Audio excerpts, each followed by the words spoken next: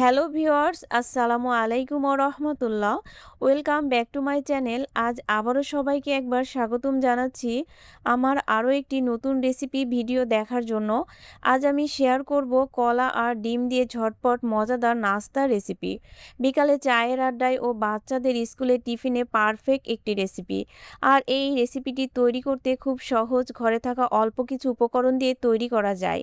আশা করছি আজকের রেসিপিটি সবার কাছে ভীষণ ভালো লাগবে। আর ভালো লাগলে প্লিজ একটি লাইক দিয়ে চ্যানেলটি সাবস্ক্রাইব করে পাশে থাকবেন, আর পাশে থাকা বেল আইকনটি প্রেস করে দিবেন যেন পরবর্তী ভিডিওর নোটিফিকেশন পৌঁছে যায় সবার আগে। তাহলে চলুন দেখে নিই কীভাবে এই দুর্দান্ত মজাদার নাস্তা রেসিপিটি তৈরি করেছি। আমি একটা মিক্সিং বল নিয়েছি, তাতে নিয়েছি 3টি কলা। আপনি চাইলে কম বেশি নিতে পারেন। একটা কাঁটা চামচের সাহায্যে এটা ম্যাশ করে নিয়েছি। এখন ফাটিয়ে দিচ্ছি একটা ডিম। ডিমটাকে ভালো করে মিশিয়ে নিচ্ছি। আমি চিনি দিয়েছি, যেটা স্কিপ হয়ে গেছে, দুঃখিত, দেখাতে পারিনি।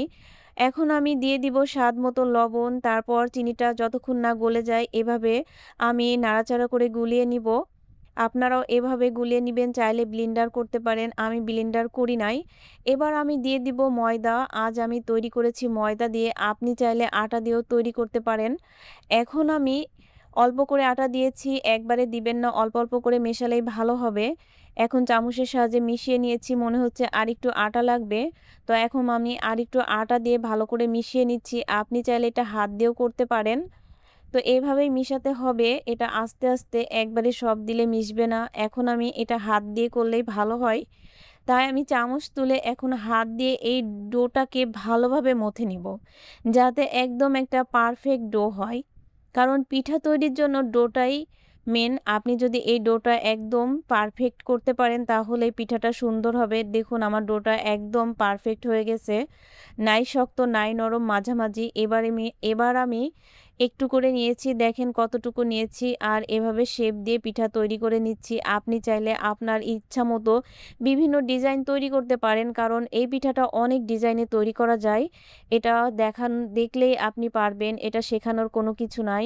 দেখুন আমি কিভাবে তৈরি করে নিচ্ছি, পাতা শেপ দিয়েছি, চামচ দিয়ে চাপ দিলে একটা ডিজাইন হয়ে যাচ্ছে।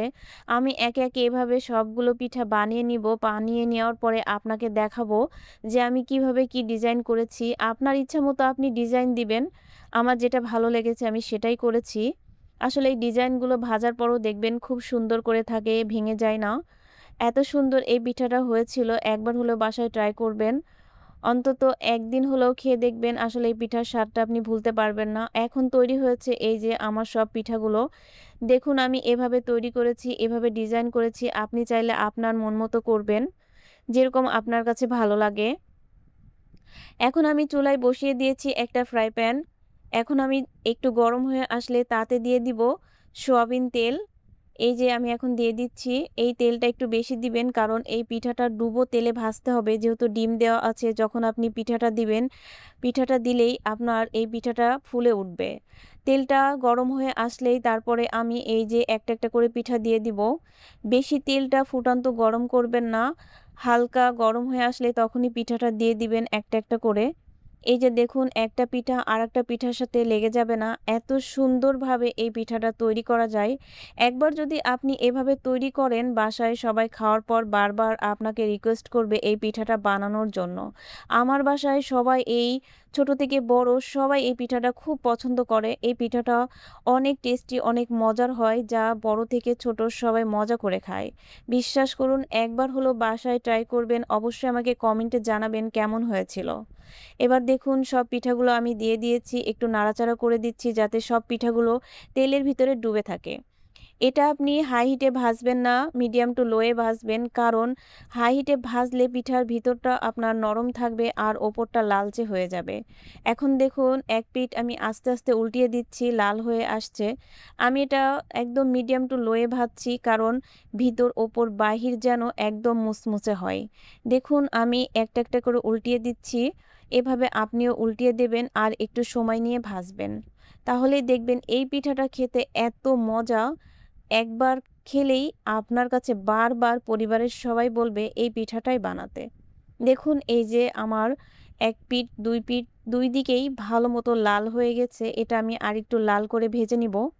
আর একটি কথা বন্ধুরা, যারা এই পর্যন্ত আমার ভিডিওটা দেখলেন, আমার কথাগুলো শুনলেন, আমার কথা আর ভিডিওর মাঝে যদি কোনো ভুল ত্রুটি থাকে অবশ্যই ক্ষমা সুন্দর দৃষ্টিতে দেখবেন। আর আমার রেসিপিগুলো যদি আপনাদের কাছে ভালো লাগে অবশ্যই চ্যানেলটা সাবস্ক্রাইব করে পাশে থাকবেন।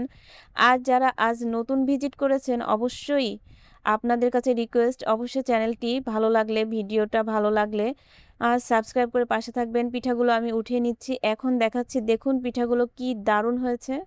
দেখছেন ডিজাইনগুলো সব ঠিক আছে। আজ এ পর্যন্তই। সবাই ভালো থাকবেন। আগামী ভিডিও দেখার আমন্ত্রণ রইল। আল্লাহ হাফেজ।